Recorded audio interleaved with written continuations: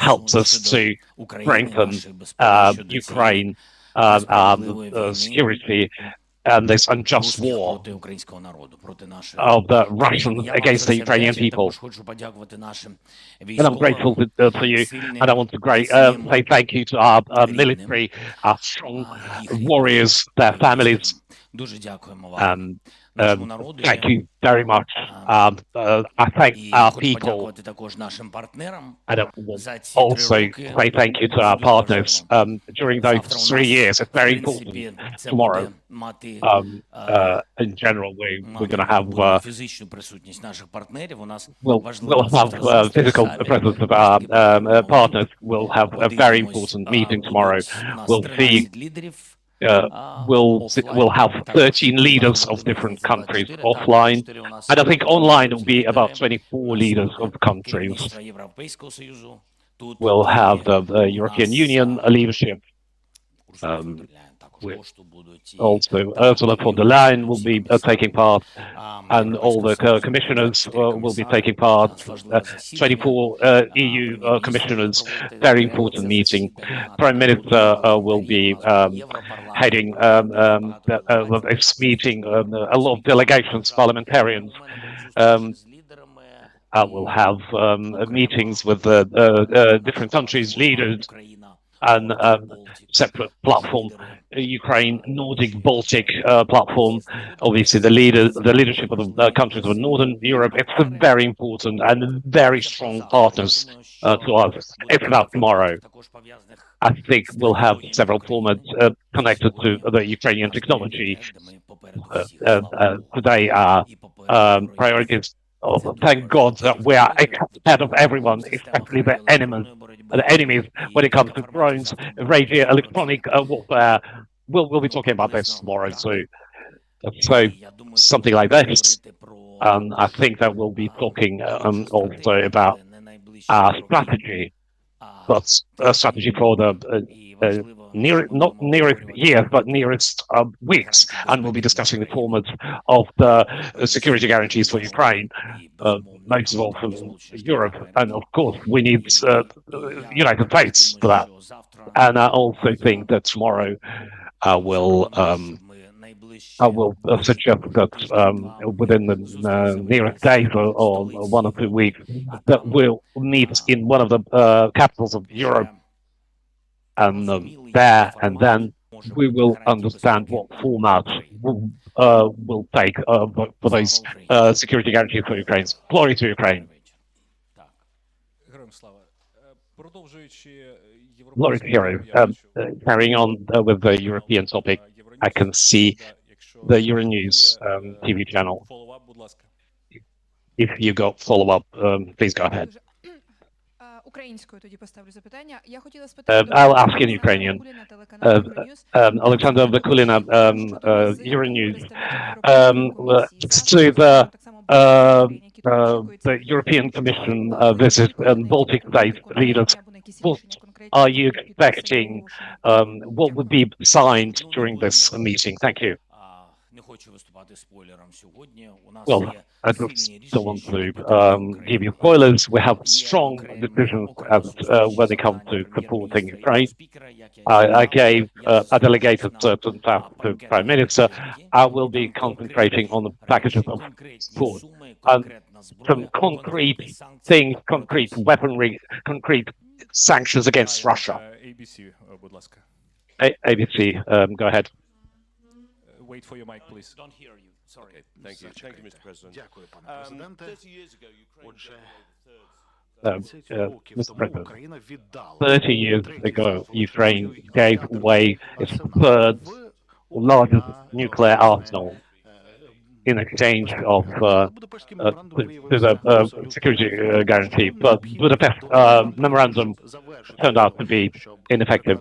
What do you need from Donald Trump to stop this war, to make sure that there won't be third aggression from Russia against Ukraine? Moscow is pressurizing you, telling you to get the elections. Are you ready to leave the post of the president if he brings peace for Ukraine. If you need me to leave my president, yes, I could exchange it for NATO membership. Well, we don't have to talk a lot about it. I'm concentrating on Ukraine security today, not in 20 years, and I don't expect to be in power for tens of years. That is my focus, and that is my dream. As to the security guarantees, when if you don't mind, we'll touch NATO subject. Look, NATO, the cheapest option is NATO, of course. And I'm sorry to repeat it again. Whether it wants it or not, who supports this idea or not, this topic exists. It lies on the table. It will be raised. I don't know what the negotiation will end up with, but we will be discussing this issue. We will be talking to our partners. It's very important that it's very important that all of us would understand that this is not the negotiation table where Ukraine got invited. This is our table, and it's very important because it's our war in Ukraine. We are inviting, most of all, our European leaders because we are part of this continent, of Europe, and future member of the European Union. Europe's presence is compulsory at this table, and it's very just that Europe will be represented in the broader sense than the European Union, because it's Europe. And of course, for instance, Britain are strong partners. Who's going to be negotiate without them? Of course, the US, because it's our main donator in this war compared to any other country of Europe. Not only Europe, we got friendly Japan, so on. The United States gave more than anyone compared to the EU in Europe. And that's why, of course, the United States, we want to end this war, and our partners want to have rest of that, and rest of that. And that's why we look at this negotiation table. Ukraine as a part of Europe, America, the United States, and Russia. That's roughly like this. What I want from Donald Trump, I think if supporting and believing what he's saying, he wants to end this war as soon as possible. We're definitely for that, and I definitely believe in what he wants, and he will help to end this war. But peace through strength is, first of all, it's just direct your strength towards Russia. This is the bottom line of the peace. Okay, for strength. We are partners. I want him to be on our side. They won't be the mediation. I think because it's not enough. But security guarantees from the United States. We are very grateful for bipartisan support of both administrations because our war is going on through two administrations in the US. It's very important to us to get this support. Most of all, we got obviously the support from the past decision from the US Congress. Clearly, the things got slowed down. I'm not going to be touching this. You know that something is getting in the way. But nevertheless, 100 billion dollars, not 500, not 250, 100 billion. Ukraine received 100 billion US dollars, and we are very grateful for that. And obviously the price of this war, 120 billion Ukraine and 200 billion our partners, and 100 billion United States. This is the economy of this tragedy.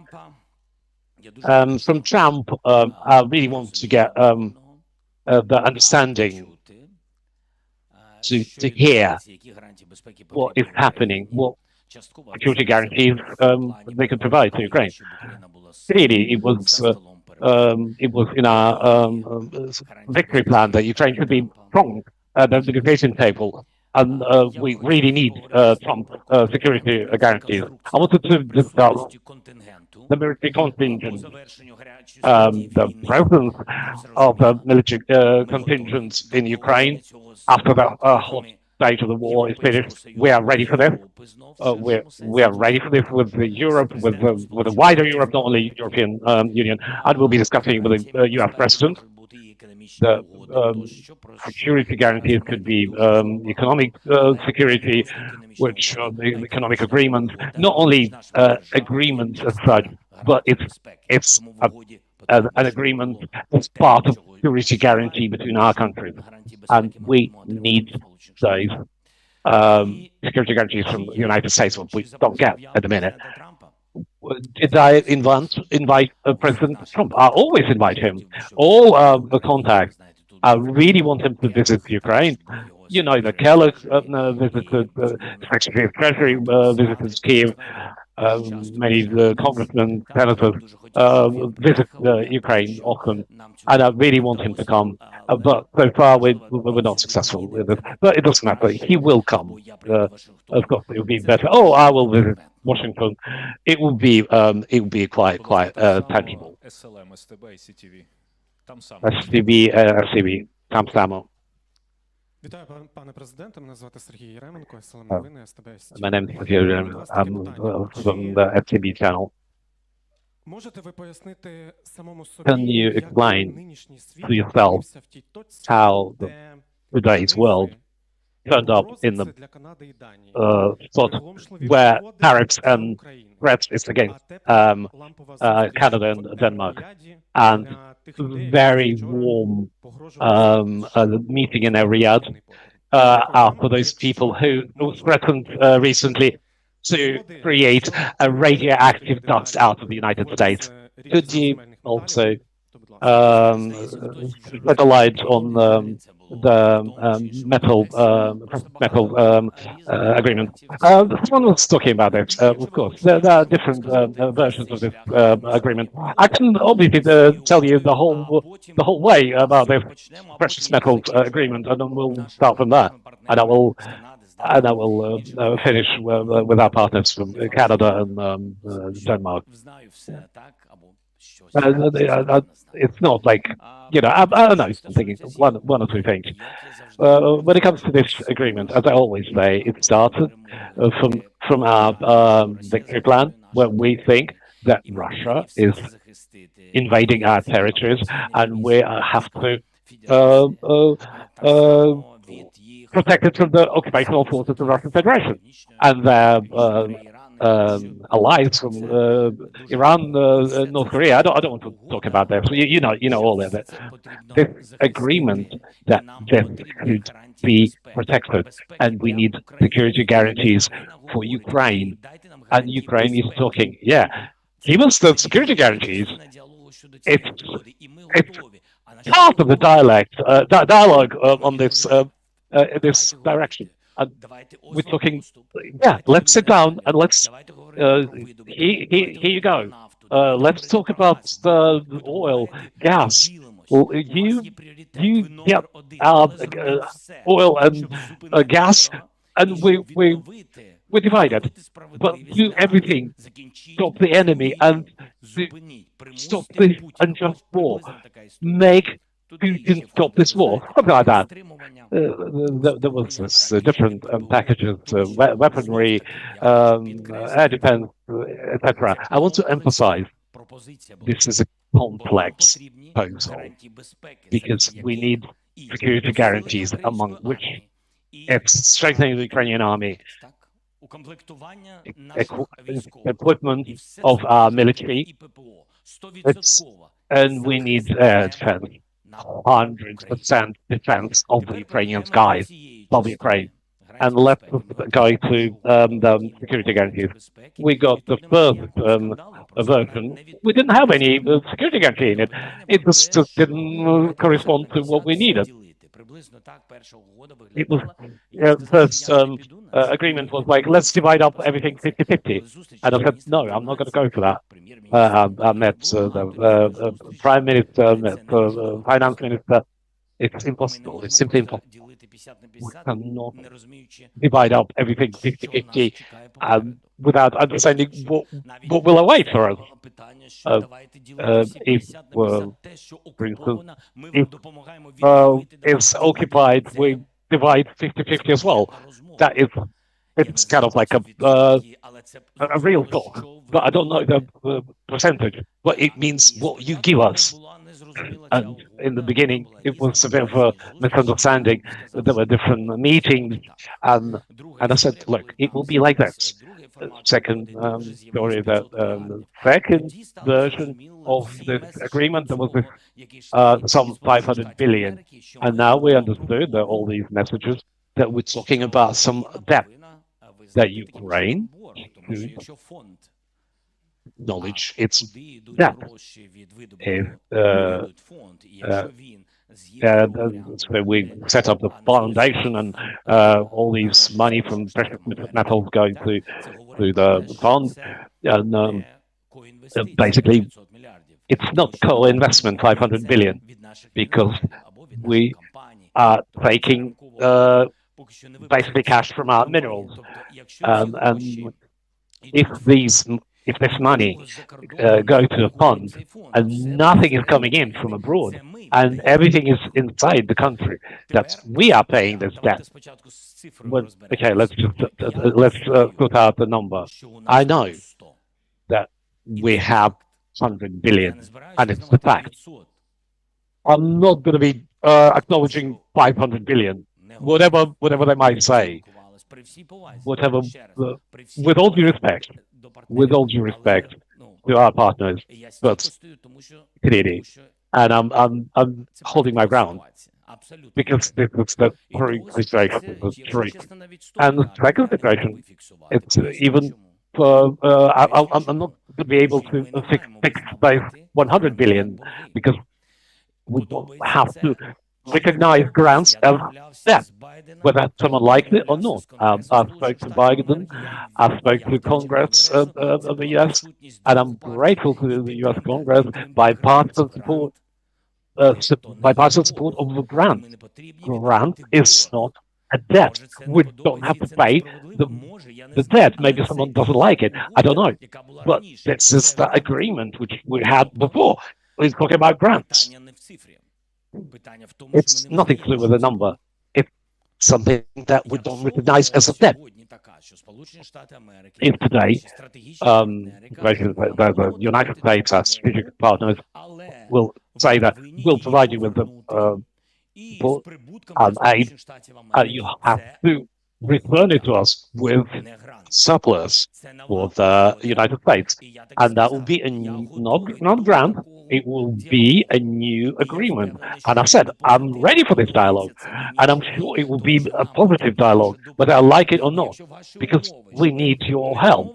If your conditions that we're not going to be providing you with any help, if you're not going to sign this agreement, of course, we understand. It's a matter of how much can you give? 10 billion, 20, 30 weapons, budget financing. Let's talk. I'll be very grateful. And please give us a price.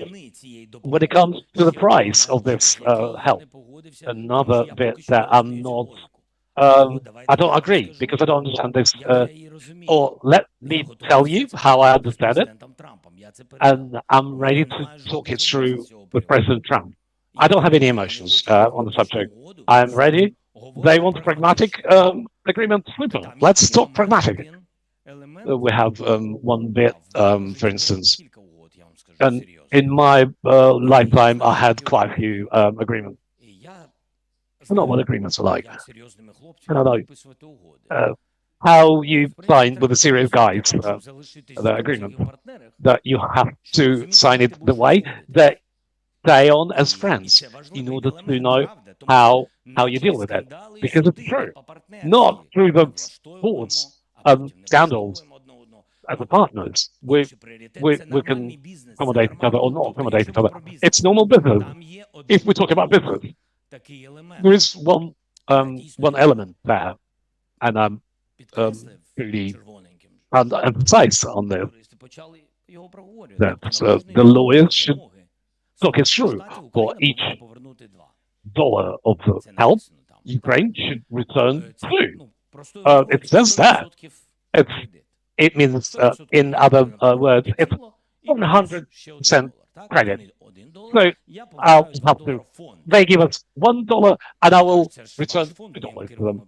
And they say, "This is your fund. We have 50-50 in this fund." No, it's 100%. You have to control this fund. So it looks that if the United States, our friendly partners, for instance, they buy for $50 billion help, that we will have to return 1 to 2. So for $50 billion, we will return 100% of the credit. Have a question. I'll return 50 plus 50, right? I will return 100 billion if we can't survive without it. Because we should go for it. But I have a question. Please, it's a logical question. Nobody can answer it. When the United States sell weaponry to Israel, for instance, Saudi Arabia, UAE, do they earn 100%? It's sort of dialogue with President Trump. I think I'm just in this. I want a dialogue. I'm not signing what and the generation of Ukrainians will be paying through when it comes to Canada and Denmark. Justin Trudeau, Prime Minister, he will visit us. He will come to Kiev. The part of G7, it's very important to us. I don't know. He will tell me all the details, what's happening with the US. And we also speak with Frederiksen, Prime Minister of Denmark. We are very good friends. He helps us a lot. And I think that the US shouldn't be losing no Canadian and no European partners. And I think this is an opportunity without not to say the Russian out of political isolation. This is very important. We cannot quarrel. We should be friends. But every one of our countries, America, Denmark, Canada, and Ukraine, we have to respect each other. We have to respect our interests and treat each other equally. When it comes to the Russians, it's difficult. There are bilateral relations. Most important for us that you can't agree anything or anything without us on the conditions which we don't know. We have full right to act. By the way, now we have ministers and the business people. They're talking to Wolfs and his team about the agreement. Oh, of course. I think they dropped 500 billion. They dropped the percentage. Actually, going forward, yeah. Далі, будь ласка, New York Post, Кейтлін. Я знаю, що ви десь є. Не бачу. Кейтлін, I know you somewhere, New York Post. І якщо можна, людину з ганчіркою сюди вперед. Possible to clean this little map here on the table. Дякую. Добрий день. Доброго дня. That's the accent of my Ukrainian. Hello. I'd like to ask. Я б хотіла запитати, I would like to ask як останні кілька тижнів how through the last few weeks with strenuous relations with the U.S. administration, how did Kellogg's visit affect relations with Ukraine? And this is precisely a new way of conducting negotiation. Now we look at the precious mineral agreement as a part of the security agreement. First of all, I want to have an agreement because it's a memorandum on the basis of which we could have some serious details and future and so on. If we are partners, of course, it's the correct step forward. By the way, those funds were with correct details. I know this issue very well. These funds exist in the Middle East, in the US, with the Middle East country, Europeans have. It works. Funds, as such, they work much better than the country, because country could have 150% Arab countries. They had 50%, then they had 75%. Europeans had slightly less.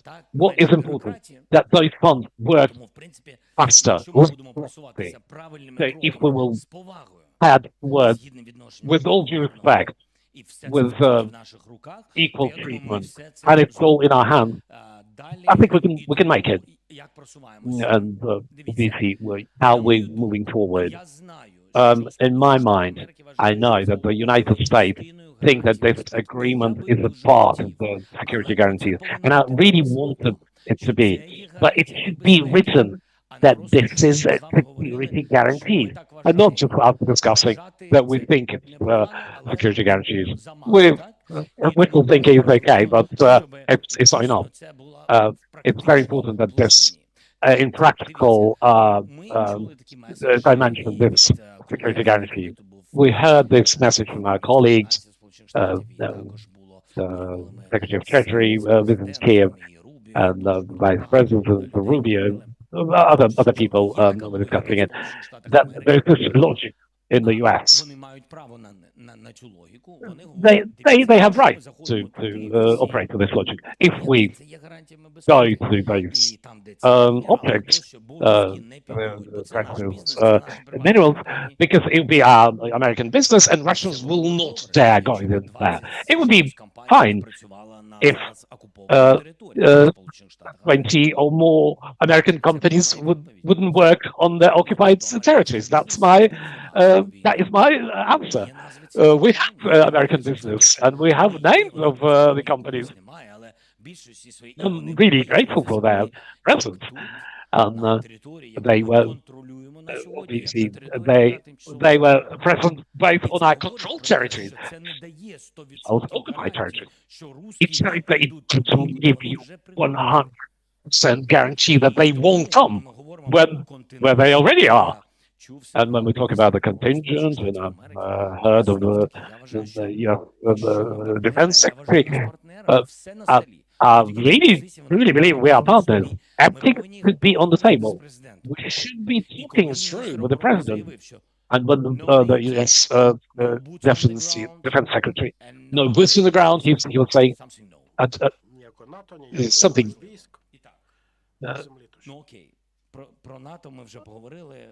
We'll talk about NATO. Okay, we'll talk some more. Boots on the ground. Let's just be honest. My logic, such. If you think that economic agreement is a part of the security guarantee, why don't you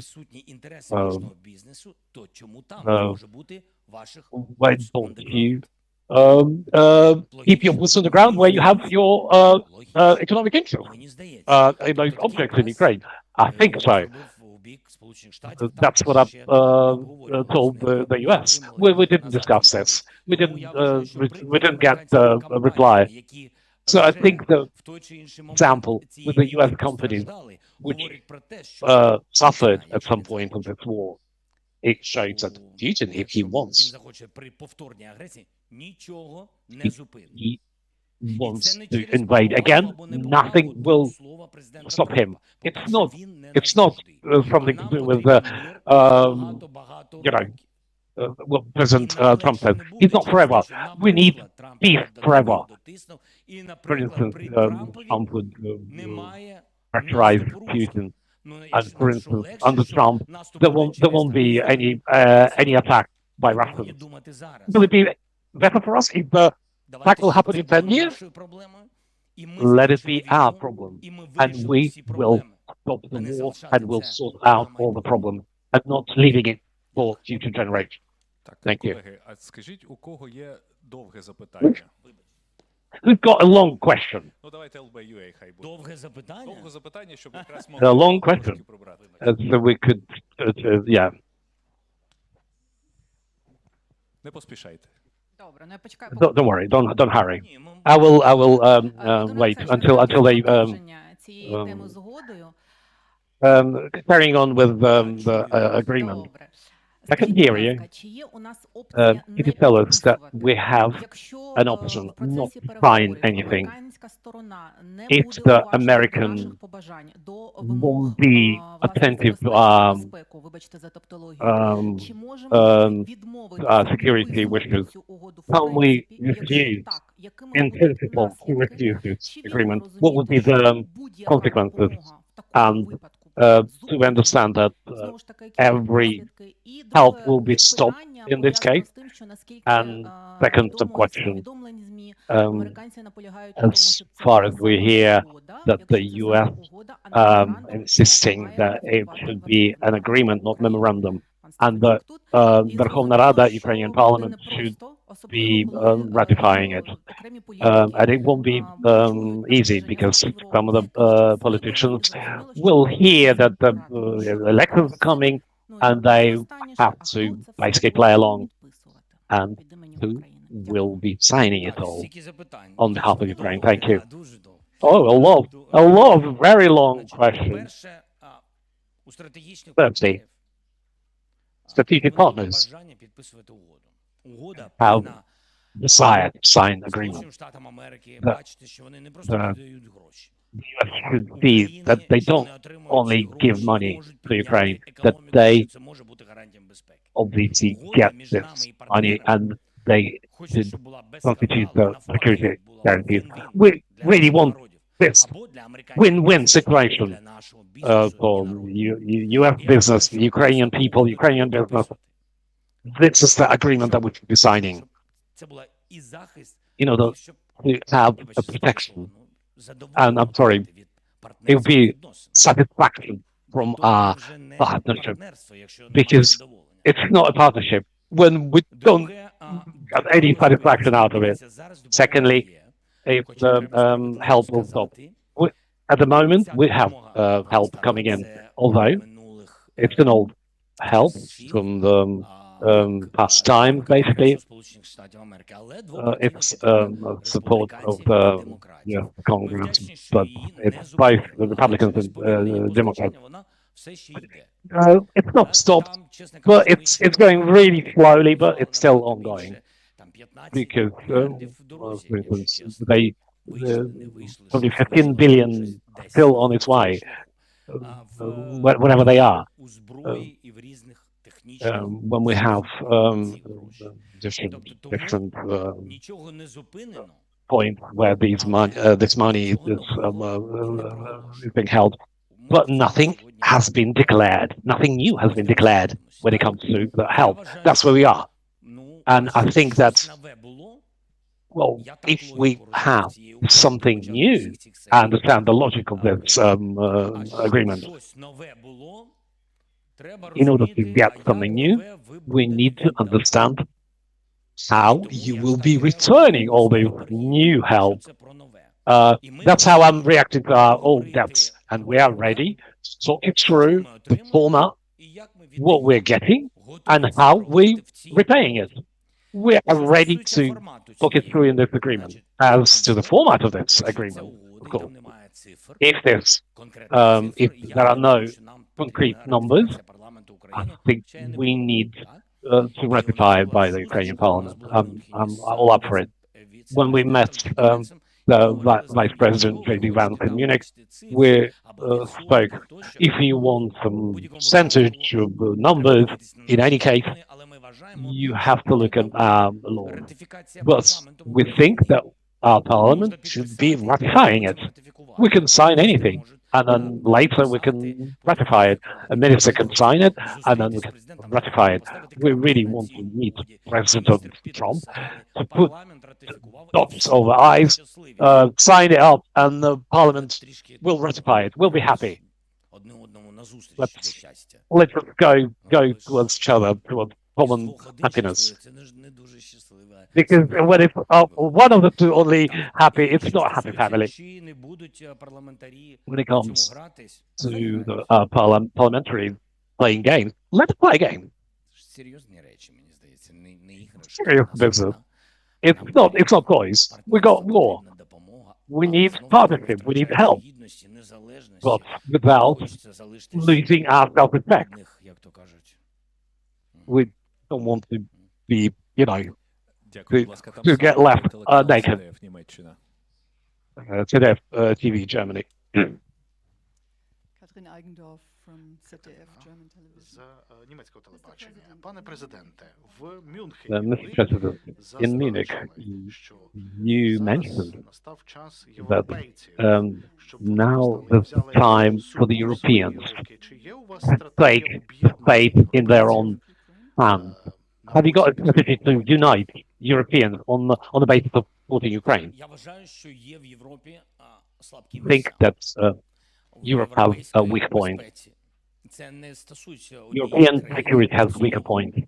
Всі It ці doesn't, слабкі місця I mean, були like one country or в two countries. Україні. All those weak Через війну spots were in багато Ukraine що зробили. through the war. Підняли кількість виробництва, посилили Because of the армію. war, У we нас 800 тисяч strengthened our army. Так, We через got трагедію. 800,000 soldiers. Yes, through tragedy.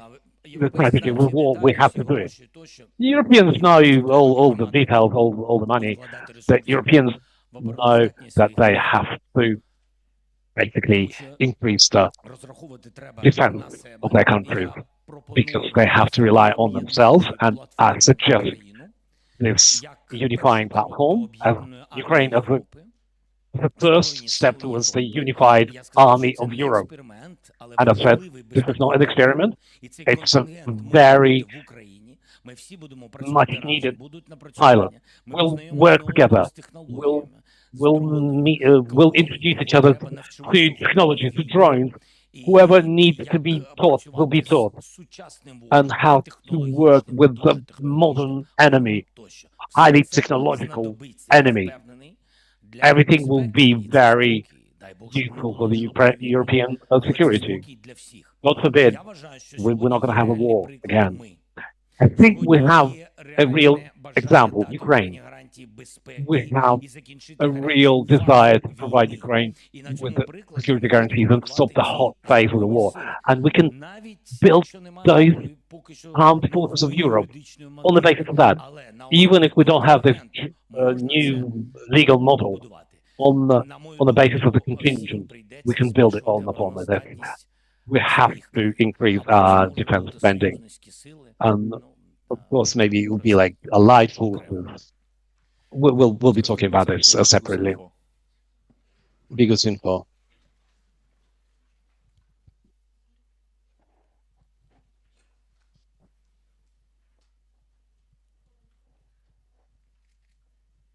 Вітаю, пане президенте. Мене звати Роксолана Бочай, Бігус.Інфо. My name is Alexander Chayam from Bigos Info. In the Ukrainian constitution, we have an article that precious minerals belong to Ukraine and the state of Ukraine is dealing with them. And before your presidency and during your Ukrainian presidency, Ukrainian businessmen were dealing with their benefits. And now we came to the point that you as a president and we are as a state we come to this agreement with the United States. My question is such, will you be, or Ukrainian leadership, will be reviewing all those licenses given to Ukrainian business, and in which format will it happen and when? Thank you for your question. We have different format and many years long-standing. I don't even remember the recent ones because we have like a lot of things to deal with during the war. We didn't have we have a lot of licensees in Ukraine to deal with precious metal. All these stories will help us in any case. Firstly, all our services that never worked in the legal field, serious legal field, they will make a real audit, and it's happening. What we had back in 1946 or in the 80s as to certain precious metals, gas, oil, etc. But it understood that all the rest, the main calculations happened about 50, 90 years ago. That will give us an opportunity to sort this out. How much, what we got, and who owns it. And we'll have certain decisions taken. Are they dormant licenses? Are they working licenses? Where everything is illegal, we'll be protecting it. We need it. When we see dormant licenses and something just basically robbed us, we will be returning it. It's very important to us. I think the members of government will pick up the format. І далі буде Fox News, там само, все в одному місці. From Italy, and later Fox News. Дякую, пане президенте. Thank you, Mr. President. Пане президенте, ви останнім часом чітко говорили, Lately, you were mentioning that we will lose the war without the United States. The President Trump recently mentioned, he was saying awful things about you, that you are responsible for this war, that you're a dictator. The first question, why? Why do you think it's a tactic or strategy that will change? Because you are still talking about the US as a partner, although he thinks of you slightly differently. Will Europe realistically be able to substitute US when it comes to helping Ukraine? Prime Minister Meloni will come. What do you think? Here, we don't have any space for emotions, any opportunity to be emotional. I have to be pragmatic. And I have to be pragmatic with our relations with the present US administration. And it will carry on like that. Of course, I wouldn't call it a compliment, really, what President Trump called me. I understand it, but why sulking? Let someone who is dictator sulking about being called dictator, right? I don't have anything to do. We're living with the United States of America. The dictator we won't be because we're not interested to be dictators. Absolutely legally elected Ukrainian president by 73% of our population. Some of the parliamentarians were elected by the people of Ukraine. After the end of the martial law, we'll have elections, and people will make their choice. 10 years at power, I'm not going to be. I don't want to be, but we're not going to give Putin any chance to be in power in Ukraine. That's it. That's all. That's why we're fighting. Words were coming and going, and something else will be said more positive. Honestly, I'm really concerned what Ukrainians think about me, to be perfectly honest with you. Pretty much like for President Trump. He's mostly concerned of what the Americans think about him. And I think, particularly at this moment in time, it is very important for Trump. Meloni, I have a very good relations with Prime Minister Meloni. У неї візит, мені здається, He's going to десь have на Близький Схід. her Вона мені visit сказала, що вона б хотіла приїхати. somewhere in але the у неї Middle East. візит, She вона told me that she онлайн wanted to завтра, visit, ми з нею but she'll be поспілкуємося. online tomorrow. We'll talk with her. Окей. Так, там само, Fox News, будь ласка. Fox News, over to you. Alex Hogan, Fox News, Mr. President. Thank you. Пане президенте, дякую за цю розмову з нами. Thank you for your Запитання по conversation. угоді щодо мінералів.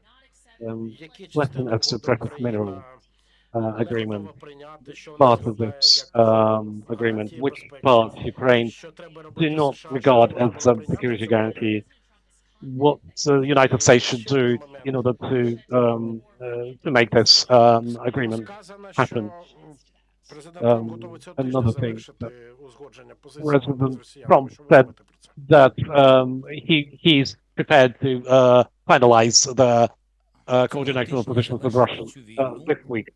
Неможливо This week, it's з impossible to гарантіями finish this war для України. with the guarantees for Ukraine.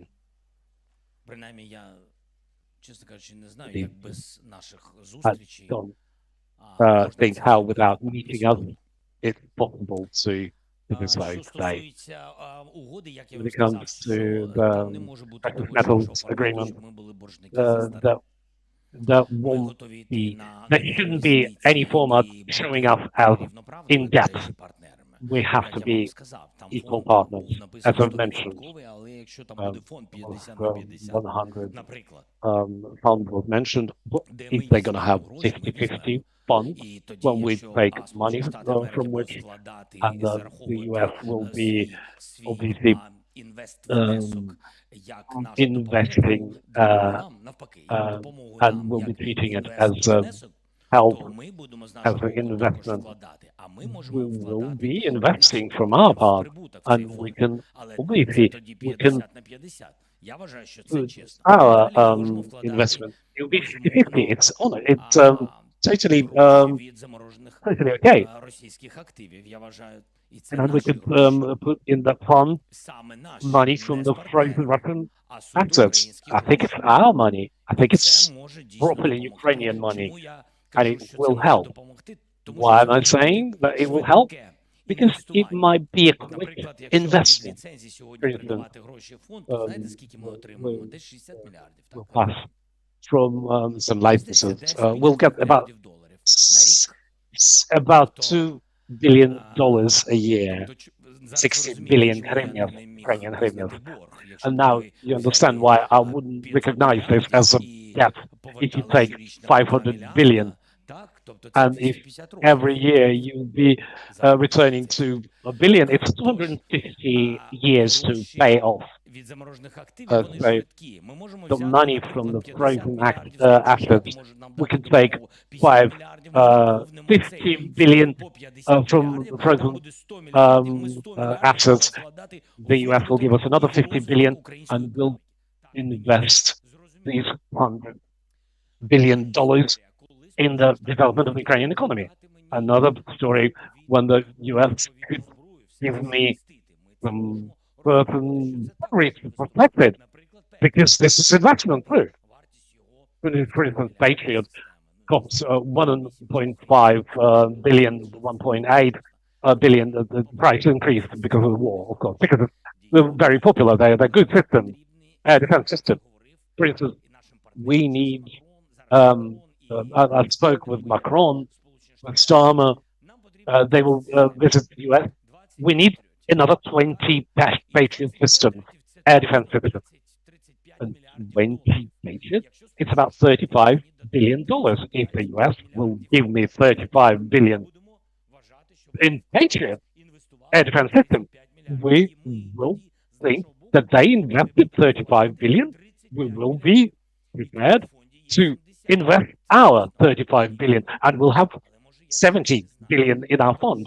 Maybe I don't know something, but in order to know everything, what the US plan and think, and how this agreement could come as a security guarantee for Ukraine, we need to meet and talk it through. I think that this meeting should happen just It means before, it happened before Trump meets Putin. Pragmatic and then LCU on the other hand.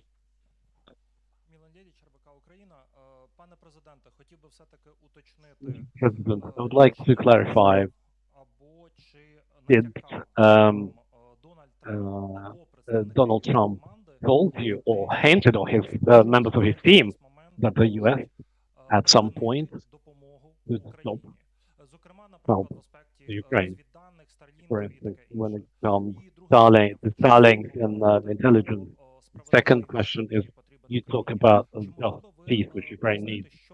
Could you explain what you classify as a just peace in the aspect of who will control which territories? We're talking about the borders and so on. Thank you.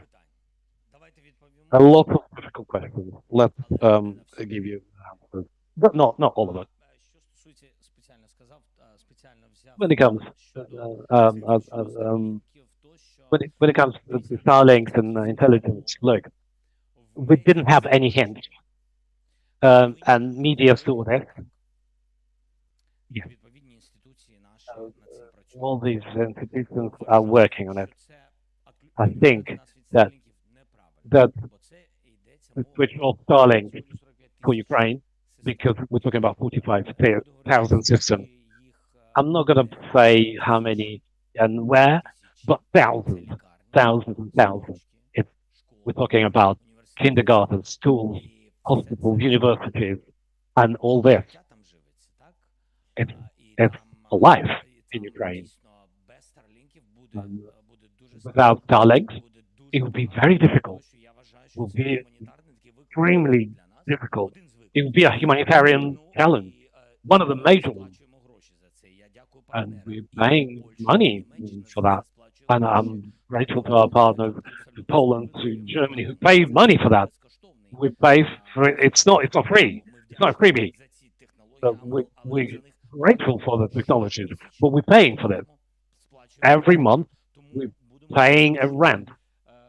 That's why all that think that it's only in media space that we're discussing that. Who got better informed? What else you asked? The territory. It's not going to get the 1991 borders. What will happen? Today we talk about most of all desire of everybody to make Putin stop the hot phase of the war. It will be a difficult work, very long journey. Really, it happen together with the security guarantees for us. Security guarantees for us is one thing, but practically speaking, even if we talk about the economic security guarantees, it's the EU membership for us. One. Secondly, it's the financing of the Ukrainian army. No less than 800,000 soldiers. If we are not a NATO member, so far, we need security guarantees. We understand that the US and some of the European countries against NATO membership. So we understand that NATO is not happening, but it will be on the negotiation table and it will be in conversation. I'm pretty sure about this. The army, the contingent, everybody's talking about this and that ceasefire version.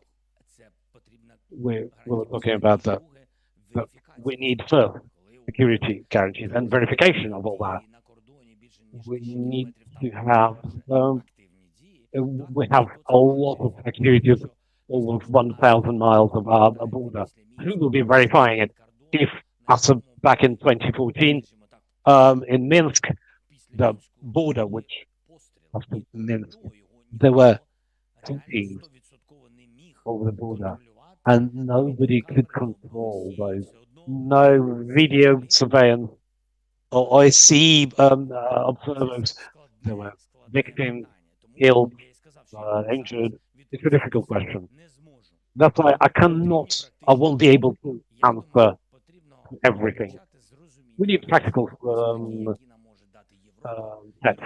We need the understanding of the security guarantees by both EU, Europe, and United States.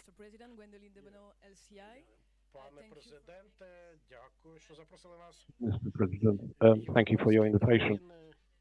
The European countries gave more support to Ukraine than the United States. 62 billion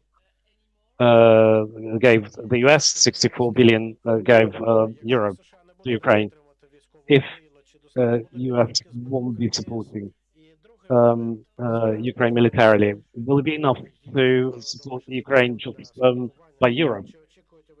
President Macron is going to Washington to talk.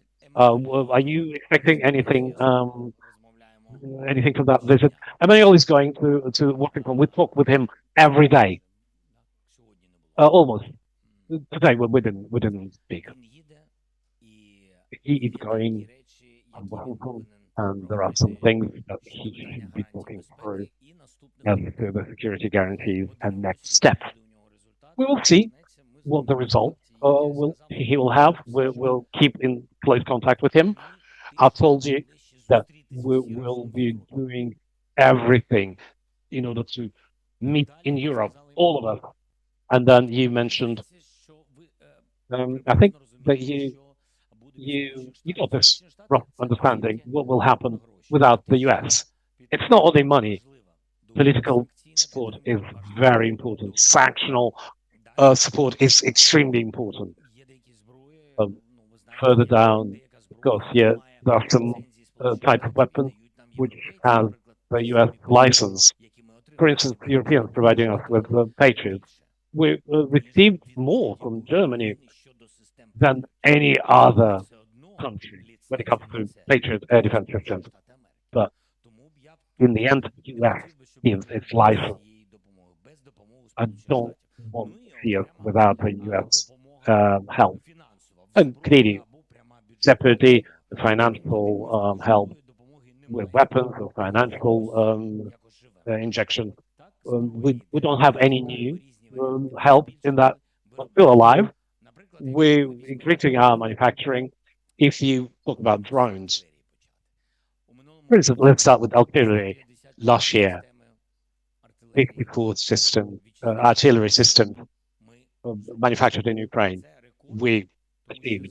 This is a record because 154 systems during the year.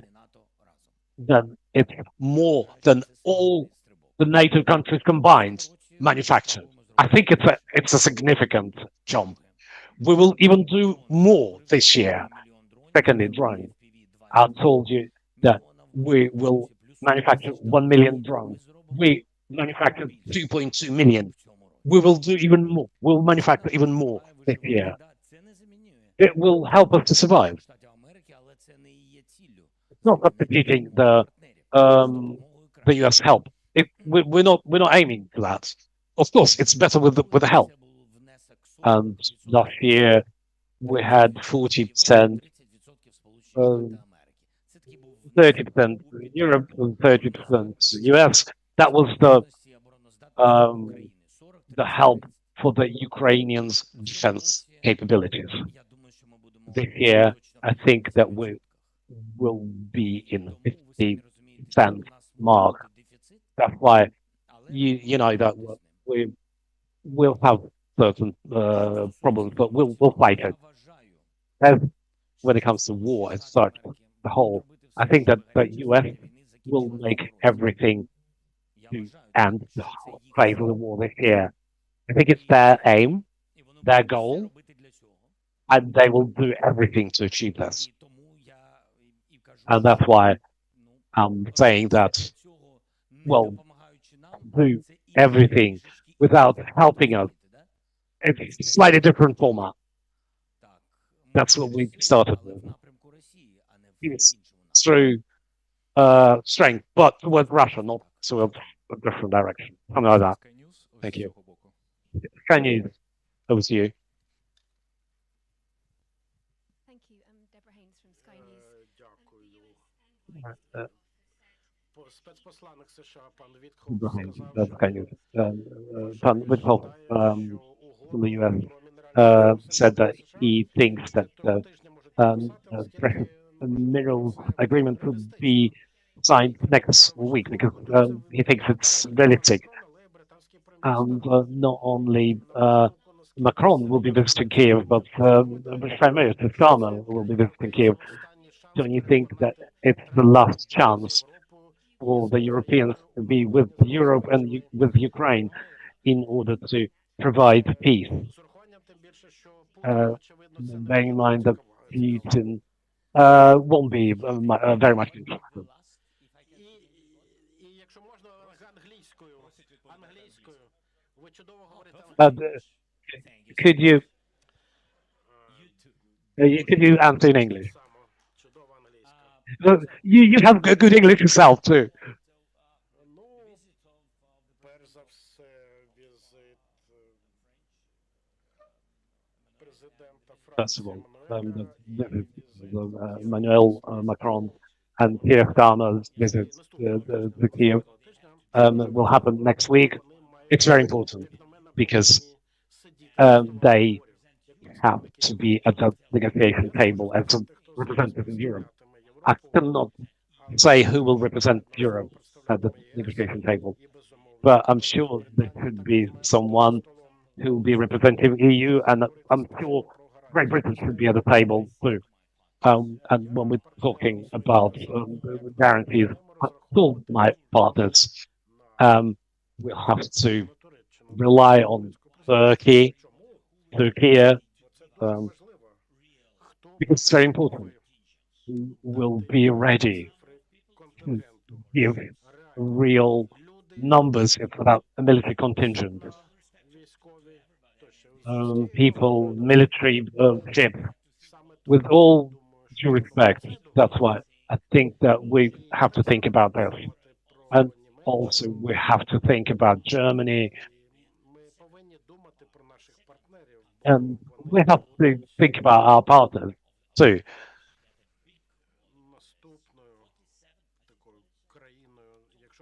Because if we talk about amount of help, I think if we talk about what they gave us, I think it's 47 billion. Can you imagine this sum? 100,000 US.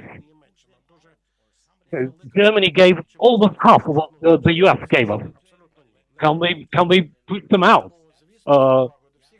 Of course, with all due respect, we have to think about the logistical step in order to understand who's going to be at the negotiation table. It's paramount for me. And a lot of leaders of Europe, like Finnish President Alexander Stubb, and here and Emmanuel, we know that we know how important the Dutch are and the Danish. And I'm not going to go into details of obviously the contingent and the help. That's why I said that it's very, very urgent visit. The leaders of Great Britain and France to the US, and they will describe the situation to our strategic partners. When they'll be back, we'll meet all our European partners and we'll define our next steps.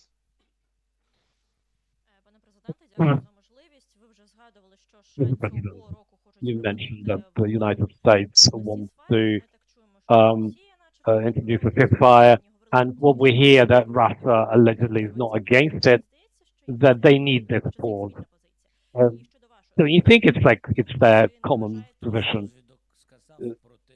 Who from intelligence said that we need a pause, and who for?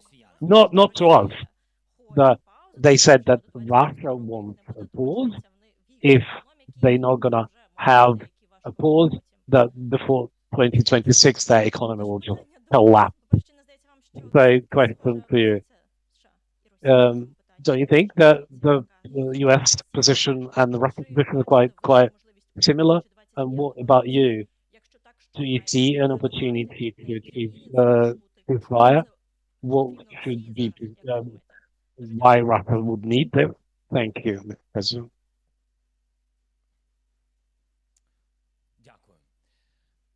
Thank you. Look, first of all, the US, it's true. They want the ceasefire. And I think that in their space in which they exist, they think it's the end of the war. And I am convinced that they think that this is a true success, that Putin will not be risking Ukraine again. And we think when we'll have to receive security guarantee. Of course, we know it's very expensive to provide for the security of our people. Otherwise, what about our military? Well, they're serious. They're people. They are on the front line. And we need, if we finish the hot phase of the war, we need to give these people a break. They need to rest. They need to visit their families. If it's the end of the war, if it's not the end of the war and we don't have any security guarantees, what would we do? Will they stay there on the front line? Or they won't be shooting? And they will be standing and waiting for another aggression from Russia. This is total indetermination. It's bad for the whole world. And everyone will lose in the end. We will lose.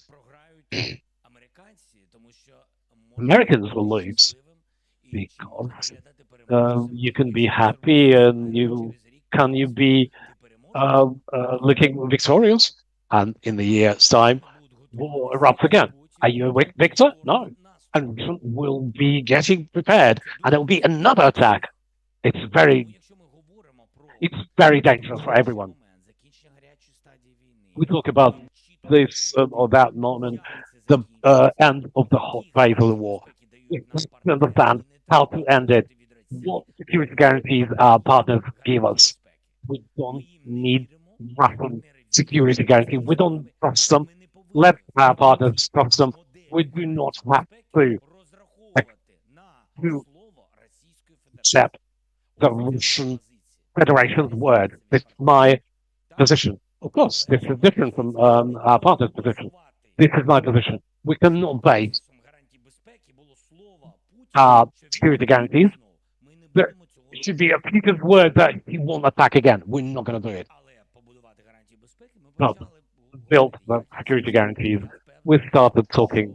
I'm pretty convinced as a minimum requirement that army of 800 soldiers who can withstand. It doesn't mean that after the end of the hot phase of the war, the people will be able to come back home. I gave the amounts. We have a new system of military contracts, 1824. These people should be thinking about suggesting to the military, but people who came to the army, who came as volunteers, etc., they have to decide all these issues. The military should be definitely get prepared for the contract basis of the Ukrainian army.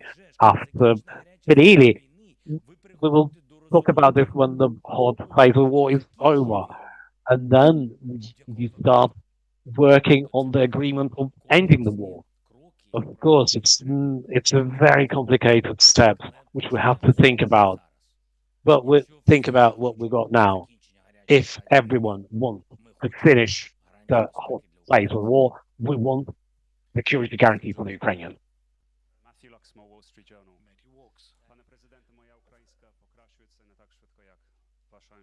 My Ukrainian is not improving as fast as your English, so I'll speak in English. I wanted to ask you about North Korea's part in this war. We mentioned that 4,000 North Korean soldiers were eliminated, and a big amount of Russian military equipment comes from Northern Korea. So what can we do? According to our latest, more than 4,000 North Koreans were killed, and more than 1,500, 2,000 soldiers should be replenishing those North Korean brigades, which lost their ability to fight. And those, if there'll be more than 1.5, 2,000, we don't have any more information on the subject. Russians are dealing with Koreans quite in a serious manner.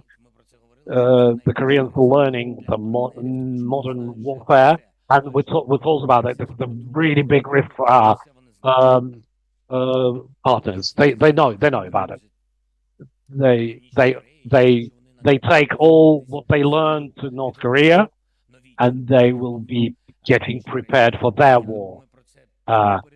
We were warning about this. This was a big risk for the region. They keep sending artillery shells from North Korea to Russia. They keep sending missiles from North Korea to Russia, and they using both artillery and missiles, and we have all the evidence related to that. Далі, будь ласка, не можу не надати слово Чилі. Чилі. Не знаю, як це вимовляється. Дякую за підтримку і щоб подолали цей шлях. Дякую за ваш час. Thank you for your time. I'm from Chile. 3 Chilean citizens died in this war. One of them, Gonzalo Oliva, is a journalist who was detained in Kharkiv, and his family says that you issued an order to kill him. How would you react to that? I gave an order? His family said that you allegedly gave order, and some of the left-wing politicians, because he was allegedly a Russian agent.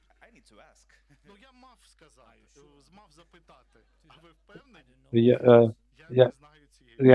Do you know this person? I don't know this person. I never knew this person. I have no idea if he's a spy or has he got anything to do with Russia? If he's Russian? No, he's a Chilean. And he's a US citizen on top of that. And he's in, it's a hot topic. I'm not sure if one journalist from Chile, who is half American, half Russian, was such a big threat to our armed forces. That's why I'm not interested, to be honest. How do we receive that support from Chile? How are we getting the support from Chile? We're grateful. We're grateful for every help, for every humanitarian help, aid. We're counting on some more. And whilst we got war, we are grateful to everyone. Thank you.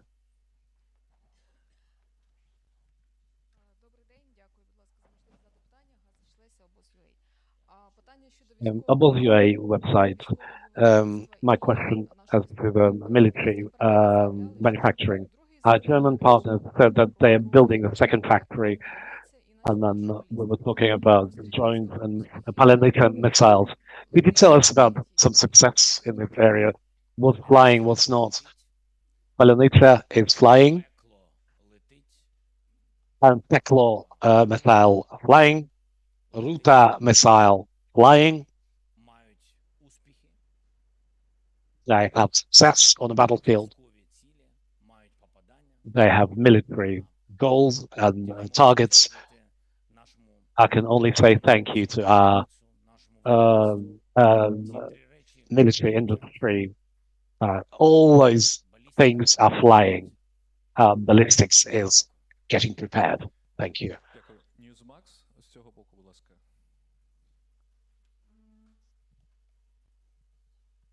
Newsmax. Ага. Mr. President, Zach Andrews, Newsmax, thank you. Пане президенте, дякую. Президент Трамп President Trump mentioned that you are a dictator without election. And he's the first world leader who called you dictator. And whereas Putin called you a legitimate leader.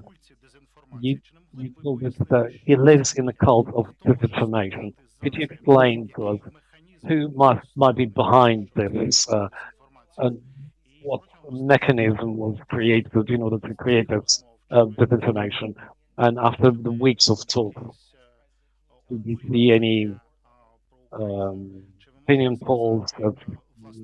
Can you tell us what percentage of Ukrainians support you? Or did you have some polls? Thank you. If not, pay attention to the rhetoric of the last week. President Trump's rhetoric and dedicated to me on my characteristics. When it comes to numbers, I'm always concrete and pragmatic and strong. Otherwise, all this disinformation which comes from any source has obviously some effect within the US, within Europe, within Ukraine. That's why 4% of Ukrainians allegedly support me. This is one of the signals which was spread by the Russians. That's why I said it's a disinformational attack. I didn't say that President Trump said that. I did say that he's got some sources, and I think that we have to pay attention to priorities. In my view, the priority is direct dialogue with me in order to understand what's happening. And apart from that, we have some official different media platforms, some polling platforms, everybody trusts, and I will pay attention to them. 4%. Good, and realistic 65% as of today of the trust of the Ukrainians towards me, towards the president of Ukraine. It's a huge difference. 4% and 65%. That's why I think that this is not a mistake. This is a disinformation which has influence. And if we're not going to react to that, there'll be some other information coming in, like that 500 billion US that Ukraine debt towards US.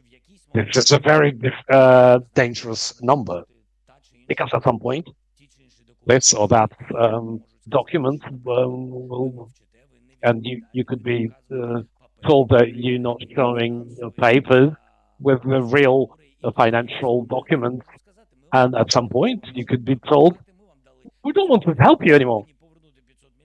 We gave you 500 billion, and you have to return 500 billion. Otherwise, we're not going to send any help anymore. It's all these 500 billion, 4% dictator elections. It's just a dangerous steps towards weakening Ukraine, the public opinion in Ukraine, weakening of the public opinion of our partners abroad, because they look at Sotium, whether their people support Ukraine.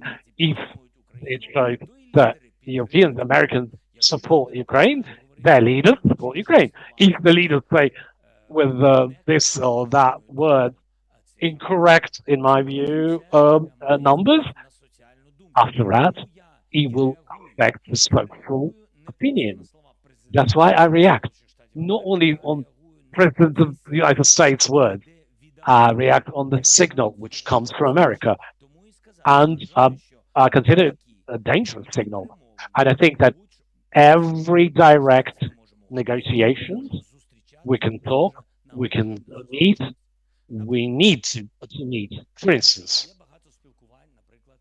we got a lot of contact of the leader of Hungary, and he's talking that Ukraine, NATO doesn't need Ukraine. I don't talk about certain personalities, but I want to give you an example. And I know that there are people with this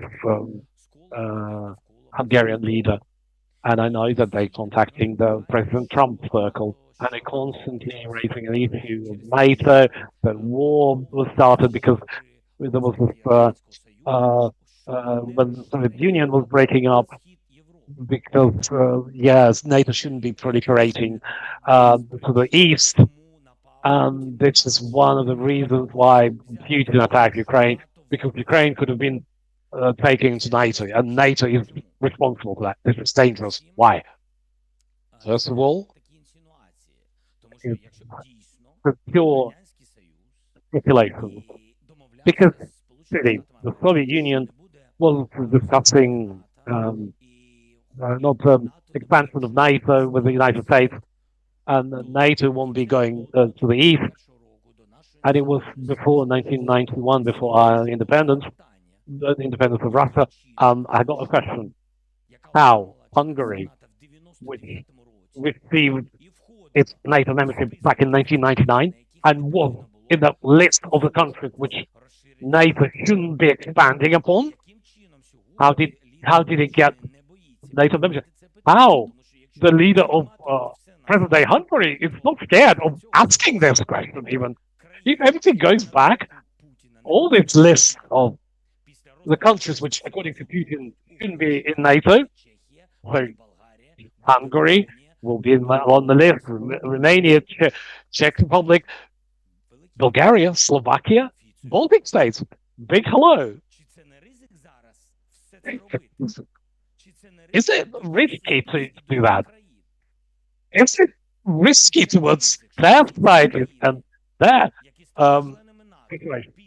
And is it risky that all those countries that were NATO members after all these agreements between the Soviet Union and the United States, that they all today would be, if Ukraine won't withstand, they will be under the threat of the Russian attack on their territory. That's why I said that all this disinformation, and obviously we can talk for hours and hours. I just gave you the NATO example. I think it's a dangerous example. And I realistically want President Trump to talk to me. At the table and not walking in circles around that table. Liganet question.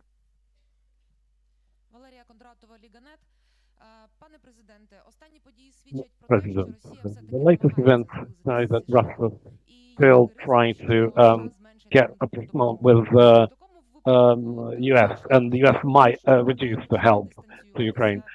And maybe in this case, China will distance itself from Russia. Can we use it to our advantage? And China could be, shall we say, second choice airfield. Thank you for your question. I'm used to fighting to the end. I don't want to think about Plan B or talk about it in full strength. But let's just concentrate on not to lose the US support. We had, before the war, we had a huge trade with China. We were earning cash, we didn't have war. It's even bigger trade we had than with Europe. Then after that, the sea was blocked, and you know all the details. I think that we can have economic relations with China, and I think that China, and we were talking about the China should be present. Moreover, at the point when we will be discussing the territorial integrity and sovereignty of Ukraine, and if they can help us with that, with this issue with our partners or making Russia recognize Ukrainian territorial integrity. Why not? We cannot throw out this or that partner this or that help. But we don't get any serious signals from China that they are ready for that. Full stop. But we're talking with Europe, of course. And today, serious countries of Europe are thinking about the format of increasing their support for Ukraine, their help for Ukraine. Phoenix TV, Hong Kong, and NHK Japan.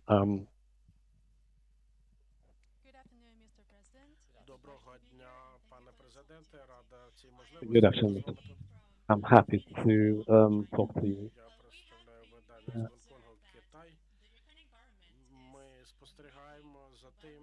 Yeah, observing how the Ukrainian government making different attempts to achieve peace, but unsuccessful so far. At the same time, we can hear appeals for the peace. Under those circumstances, what Ukraine think, what Chinese role could be in stopping the war and rebuilding Ukraine? Rebuilding Ukraine. About rebuilding Ukraine. Renovation.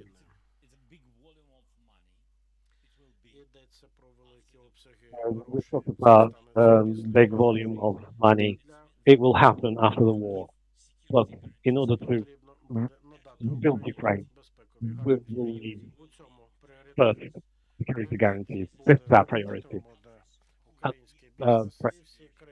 Ukrainian business will be prioritizing, and all the countries that will provide us with the security guarantees will be prioritized. I think it would be just simply just as to all our partners. They will give us security guarantees, and we will give them business opportunities. Talking about China, first of all, I think that China is interested in Europe, in the European Union, economically. I think so, yes. I also think that in this case, China could help us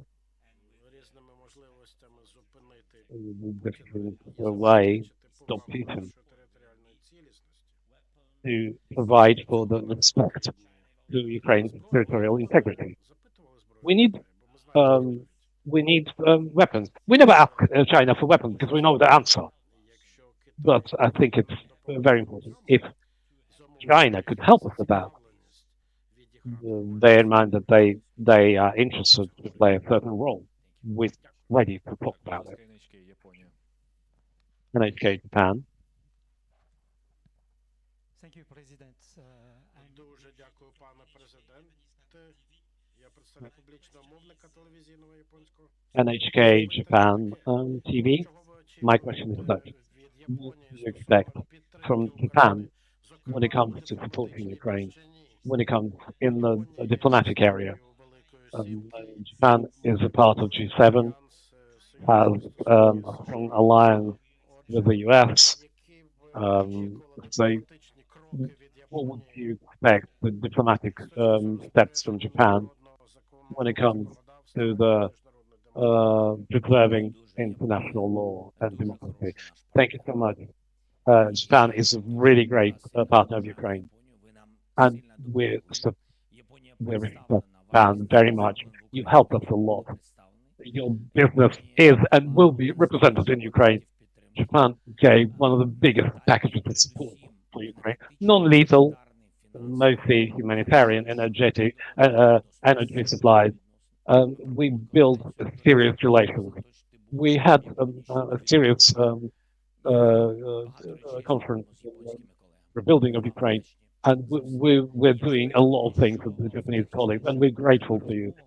I'm sure that in some future conversations, Japan will be playing one of the biggest roles. As I said today, about 15 billion, yeah, Japanese partners provide us with a huge help.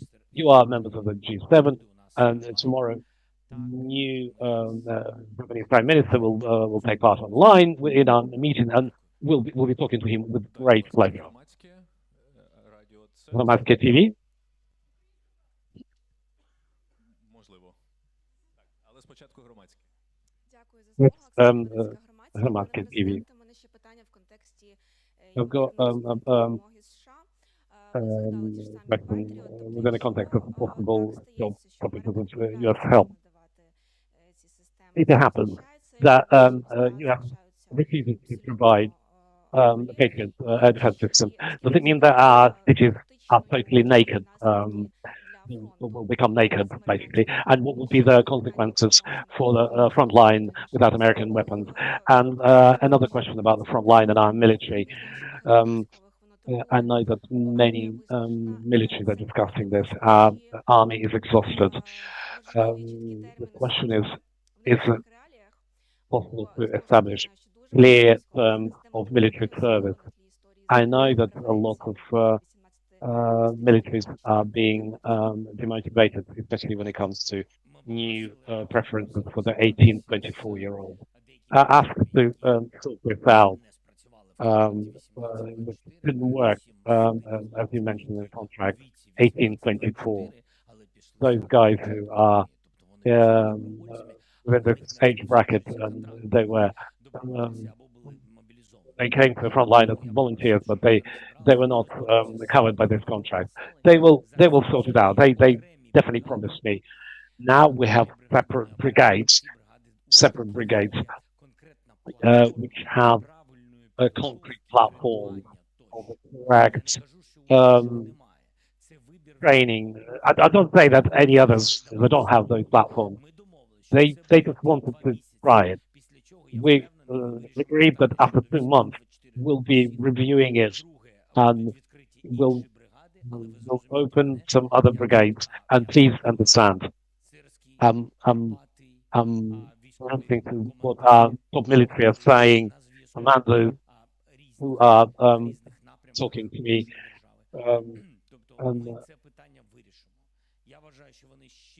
we will sort this out.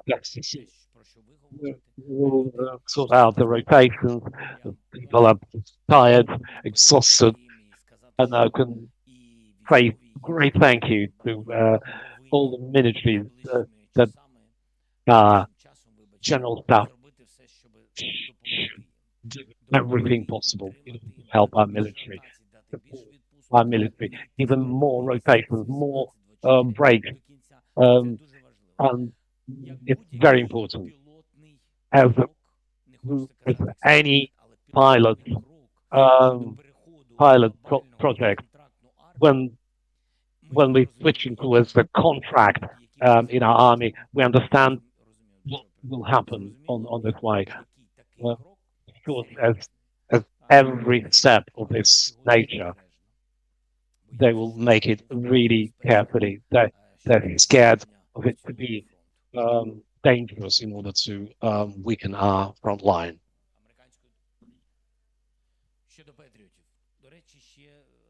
The Patriots. By the way, not everything came when NATO summit. Not everything we received, which was decided on during the. Was it in July? It was in July, yeah. You see, last year. So we work on it, yeah.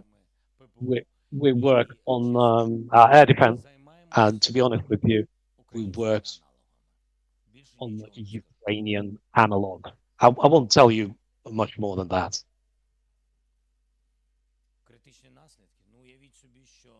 Critical consequences? Can you imagine that 20%, we're receiving 20% less help? You make your calculations. That's why I said we are calculating that the help won't stop. And we're talking about new model of getting more help from Europe and separate financing and increasing of our Ukrainian manufacturing by Europe. And we are conducting negotiations with different representatives from Europe, not Europe, outside Europe, in order to buying serious packages of weaponry. And we have good results, I have to tell you that. Polish radio said. One more time about the agreement with the US. For how many years would we sign? Oh, how many years that we could we would get those precious minerals? 3 years or 300 years? You have to suggest something like that, similar to other countries. Other countries. We don't recognize a debt of 500 billion. This is a Pandora box. If we would have recognized it, it would be 5 billion. The European countries could have said, oh, we paid money too, we gave money too. We want to be co-owners of this or that fund. That's why I'm saying we do not recognize that debt. There won't be any debt. We don't have that 500 billion number. We don't have that number in the text. As of today, we don't have this 500 billion. We don't have anything to say.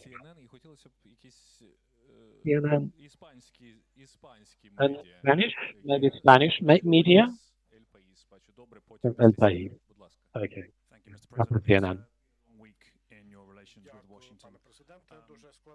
Thank you. It was a difficult week with the relations with US colleagues. Do you think it will lead to a change of relations with President Trump? And what will happen if the agreement will not be signed?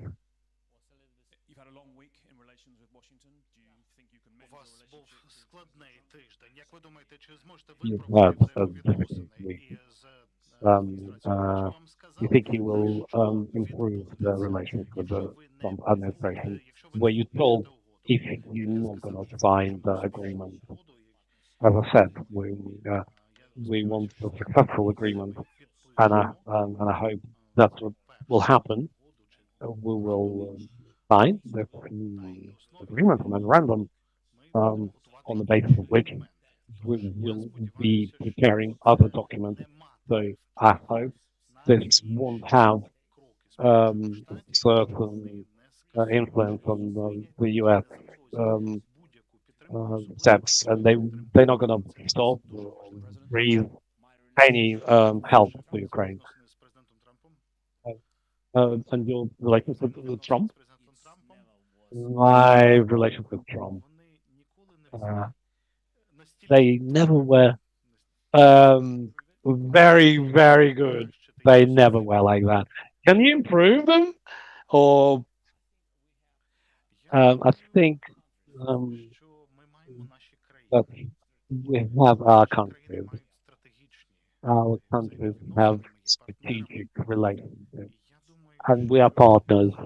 And I think that we don't have rights as presidents to include our partnership between our countries. And that's why, for me, it's very important to receive support of the US president, of the Senate, of the Congress, and bipartisan support. First of all, support of the American people, and I count on this, and I'm very grateful for the support. El País now, Spanish newspaper.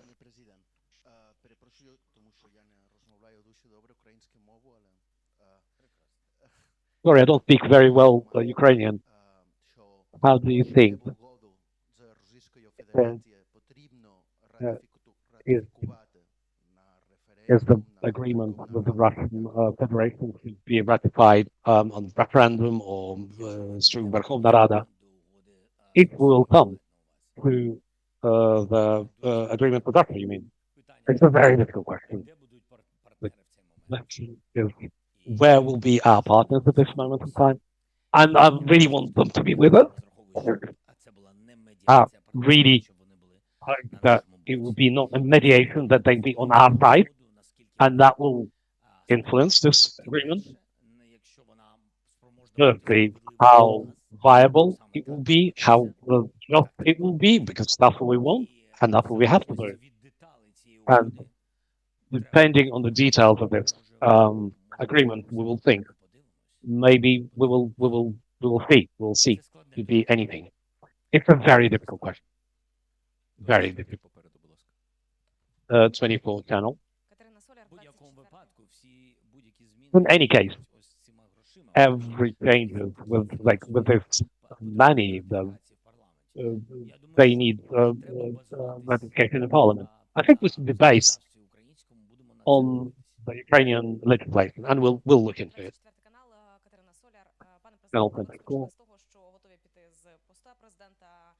That you're ready to leave the president. It wasn't me who started it.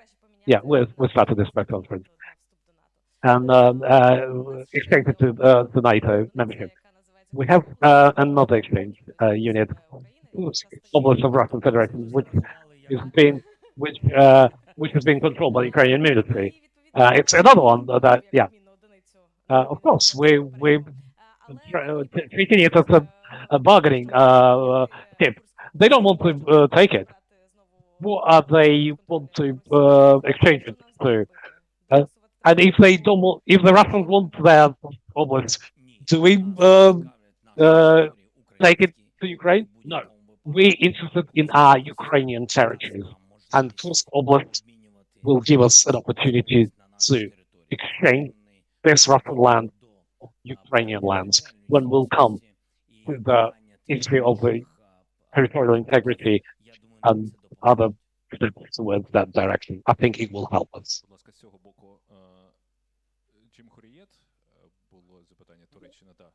Turkish newspaper Cumhuriyet.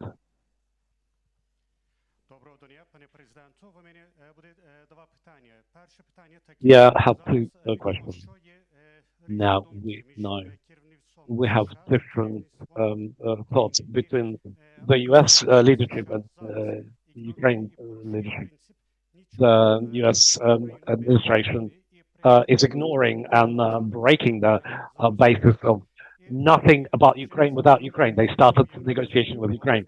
There will be a second round of this. What do you think? Will it be possible? Will you be able to persuade Trump to have Ukraine, Europe, Russia, and US at the same table? Or there will be some new Yalta rule applied. And recently you visited Turkey. You talked to Erdogan. What do you think of Turkey's role? What do you think of the Turkish proposal to be a mediator during the peaceful negotiation? Thank you. Thank you for your question. The US with Russia, it's true. They always were negotiating during this war. So we always had questions. It's true. It was not in the public eye, but now it's very in the public eye. And I think it's more serious now. That's why it's more dangerous. Because one thing is to exchange information on the level of intelligence, but another thing is to negotiate when through official channels. But it's nothing new. I would say, honestly, we want to have priority in order to be spoken to by the US. But the US choice, they have their own approach. That's why the bilateral questions. They have their own bilateral issues, I'm sure about that. That's why I think they might talk whatever they prefer. They have full right. But decide about Ukraine, without Ukraine, it's possible. We will not recognize any agreement in this format. And that's how I said in the beginning. I think that we are at the negotiation table. This is our table, and I'm pretty convinced that we are enemies with Russia. We are waging war, although Russia is an aggressor. They will be at that table, and Europe will be at the table because war is happening in Europe, and after all, Europe might be a second target. It could be anywhere. Those countries that could get hit by Russia. That's why I said that the United States, as our strategic partner, we are representatives of Europe in the wider sense. For instance, Turkey, I don't know at what point, at what format, in what role. I'm not ready to discuss this. But Erdogan knows that we see him among the important parents of Ukrainian security. And I spoke about this with President Erdogan. I think that Europe should look at Turkey because we have two armies in Ukraine. Ukrainian, 800,000, and Turkish army, two larger armies. Of course, there are other countries, their partners who are helping us a lot, but we have to consider who is able to provide security guarantees with its military contingent. Okay? Pilna TV. Can you stand up, please? You answered my question partly as to negotiations between ongoing negotiations between the US and Russia. Before the Trump administration promised that we're not going to be given any conditions, but after those noises coming from the US, there might be some agreement signed between the US and Russia, and it will be given to Ukraine. What guarantees have we got that we're not going to do it? What guarantees we got that it might happen?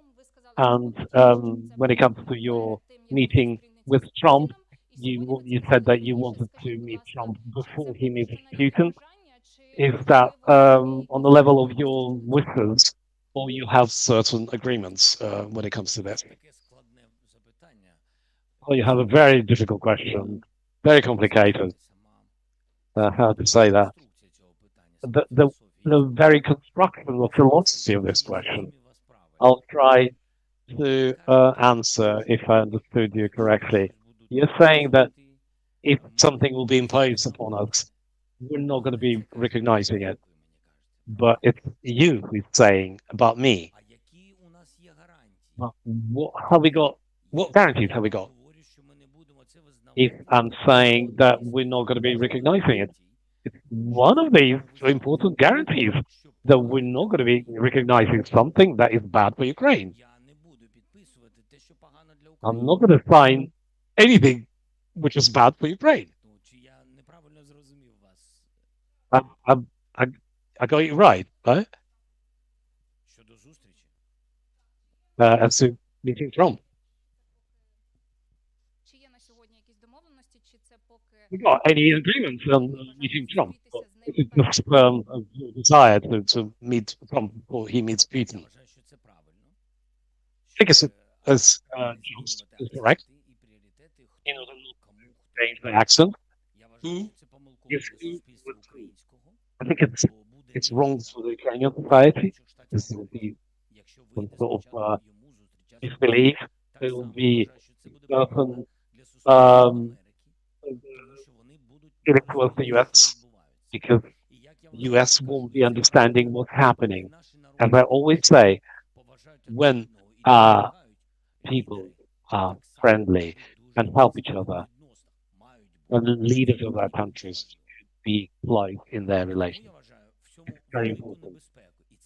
That's why I see a big danger, and it would be a bad signal for the Europeans. But it doesn't mean that we could make this or that leader to do things which we will be working towards preserving these relations. That's why we will have a meeting with Trump. I can't really tell when. I got one leader, one good leader. I'm not going to give you his name. A leader of one country. He is telling me always, I'll really invite you. I'm saying yes. And I really want to visit you. And it's going on for 3 years. He doesn't give me a date. And I'm not coming. And every time we meet, he's asking, why not visiting me? And I'm like, listen, I'm totally ready. But now it's difficult. Because I totally understand. As soon as you have a window of opportunity in your busy schedule, come and visit me. But when? He says, when you want, when you find an opportunity. The only part that he told me recently, he sent me a letter and there was a date there. That is the one flash. Time will come. We'll meet with Trump.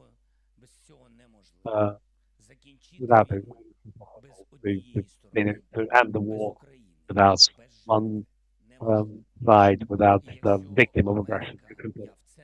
And America, and I'm not really, something could happen. If they will agree with Russians without us, there won't be any protection. We will not confirm the agreement. That's it. And Netherlands News Hour.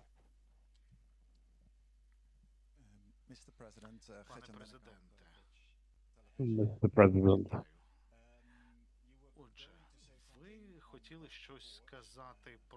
You wanted to say something about the Netherlands? When you started your sentence in the beginning of the press conference, would you say something? What was promised by the Netherlands and the biggest party in the Netherlands is very critical about Ukraine, and that party leader called you unelected president. You see this tendency is like spreading from the US.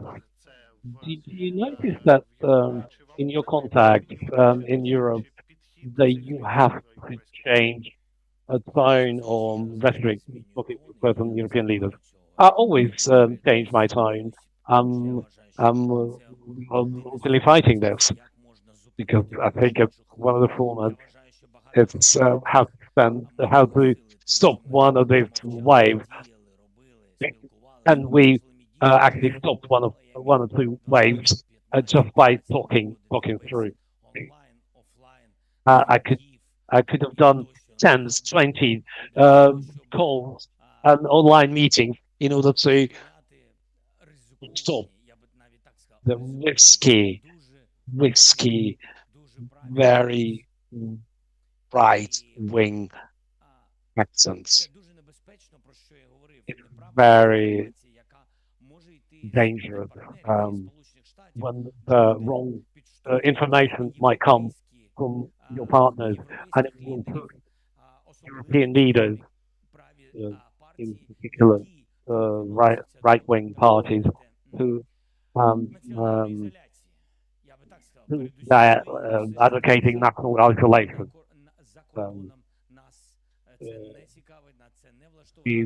Whatever is happening abroad, we're not interested. But unfortunately, not everyone realizes that war does not know the national borders, and we're fighting this, and we're working with the Prime Minister of Netherlands. We have a good relation with him. He's supporting us. He's supporting us very much. I spoke with him yesterday. Yeah. On Saturday. Yeah, I spoke with him. He supported and he'll be working out to increase the support for the Ukrainians. We have questions on efficacy inside the chat. And the last question we have to finish this. Ukrinform agency. Thank you for the opportunity. President, lately, there was election issue mentioned in the slides. Obviously, the hot phase of the war. Are we being pressurized by the Western partners? And under what circumstances we could hold elections in Ukraine? The issue of the elections in Ukraine was raised by the Russian Federation, like many other things. Of course, the issue of the elections in Ukraine started getting voiced in the US. Our partners never raised this issue seriously. This wave constitutes one of the dangerous steps of any format of pressurizing Ukraine and obviously preparing certain documents which would be convenient for someone but not Ukraine. We have to hold our position, be strong, and fight for our independence, because the question will be raised just like that. And I think it's a danger that maybe we'll see what will happen in the future.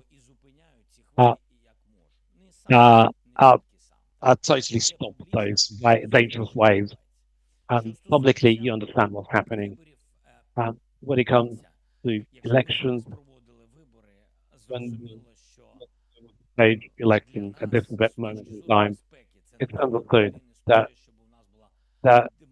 it will be we talking about democratic elections that will be recognized, how people will be casting their votes during the war on the front line. If they cannot go back home, I do not understand how it's possible. But for the fact that it's beyond Ukrainian constitution, it's beyond everything. But what is important? Security. How will the military will be voting? I don't know. Today we had 267 drones from Russia, Ukrainian territory. 267. Those Russians are totally mad. They are saying Russians want to end the war. 267 drones is basically sent by someone who wants to end the war. What it is? How will they vote in the region which is close to the Russian border? That's my question. How will they vote in Kharkiv region? What will happen in Kupiansk, where people are being evacuated under fire? What will happen? The elections. What will people do abroad? How will they prepare the infrastructure? Will the foreign observers come to the front line? How many of them in the Kharkiv region, in Kramatorsk? Will they want to come under fire to the frontline town? That's what we have to basically let them live there. We're not going to have elections there. We will, draw a map and say, this is the election area, this is non-election area. How can we do that? How can we recognize the election when half of the population of the country will not be able to vote? They simply will not be able to. I'm not talking about what we do with the temporary occupied areas. What will people do there? How will they vote there? Okay, we cannot get those territories back. But how will they come physically? How will they come to during the war, during the fighting. Who will let them? Oh, well, I have to say, of course, Russia will control the election. Of course, well, yeah, on those temporary occupied territories. And we have a lot of issues with that. Apart from the fact that, according to law, it's impossible to stage election. Let's cancel the martial law. Of course, we have all these challenges. Not a lot of rotation for the front line.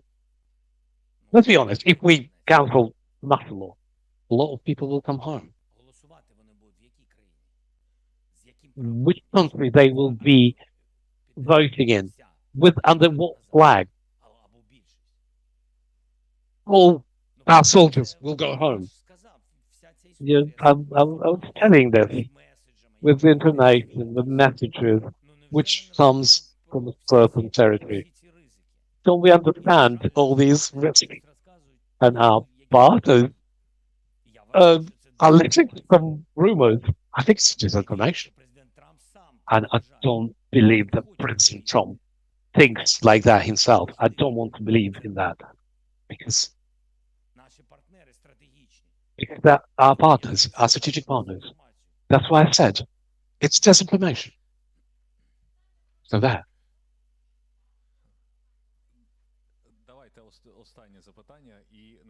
Let's go for the last question, and we'll finish the whole thing. Доброго дня, Марина Шашкова, видання Телеграф. Пане президенте, нещодавно було Telegraph. генералів і The generals were arrested recently, and the colonel, and they were accused of occupation of a part of the Kharkiv region territory. And the Defense Committee of the Ukrainian Parliament mentioned that there is an immunity to protecting the military from prosecution during the martial law. Do you think there will be some certain prosecution of military commandos? No, we don't lose our contact with the military. It was not a matter of losing territory, because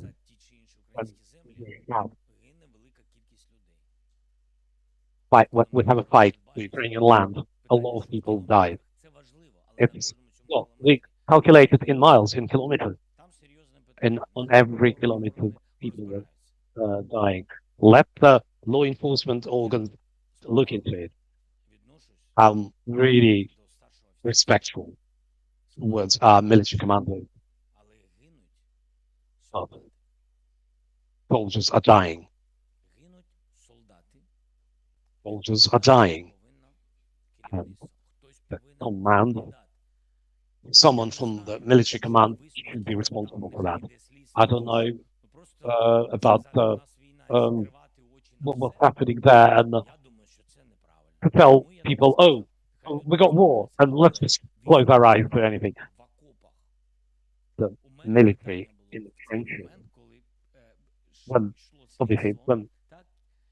we had investigation ongoing, and we were discussing with the military commanders, I had one question to all of them. All those people, were they in the trenches with the guides? No. What kind of problem they have that the guys retreated, and a lot of them died there and then. We need to investigate. I think it is needed to do. Thank you, dear colleagues. Goodbye.